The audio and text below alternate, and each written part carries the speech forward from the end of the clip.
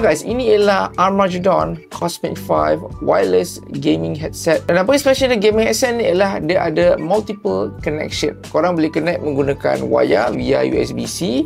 Dan yang kedua boleh guna wireless Bluetooth. Dan yang ketiga ialah menggunakan 2.4 yang bagi pada dua. Korang boleh guna via USB-A. Dan yang kedua ialah via USB-C. So ada total 4 cara untuk korang nak connect. Battery capacity dia maksimum 16 jam sekali penggunaan. Dan kesihatan dia ialah 40mm dynamic driver. Dan yang paling penting sekali ialah dia punya boom mic, di mana korang boleh actually cabut dan korang boleh guna as a normal wireless headphone. Dari segi design untuk Cosmic 5 ni, kalau dibandingkan dengan previous model yang saya pernah cuba ialah Cosmic 3 Lite, ini ada better improvement in terms of dia punya build quality, rasa lebih solid lah. Dia punya EMR dan juga dia punya headrest ni menggunakan material fabric. So kalau korang risau macam guna material leather tu yang cepat merekah, ini dapatlah tahan lebih lama lah. Berserta dia pun ada RGB light, tapi RGB light dia dekat bahagian sini sajalah, tak ada nampak obvious sangat. Dan overall punya fitting memang cukup nice, selesa, ringan pun ringan.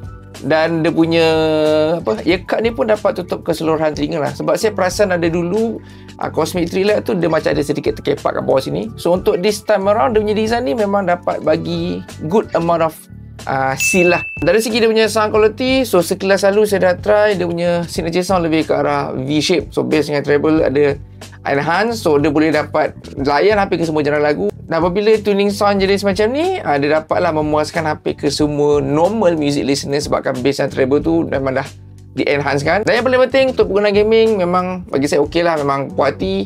Dia boleh bagi sound stage yang cukup wide, precision pun cukup tepat lah. So kalau korang main game shooting, dia boleh dapat detect musuh dekat mana lah. So cara kongsinya, Armageddon Cosmic 5 ni memang boleh kalau korang nak buat main game. Dia punya design pun selesa, ringan pun ringan. Ada mikrofon boom mic ni, korang boleh cabut, nak jadikan sebagai normal headphone pun boleh. So kalau korang berkenan dapatkan headset ni, boleh dapatkan sekarang.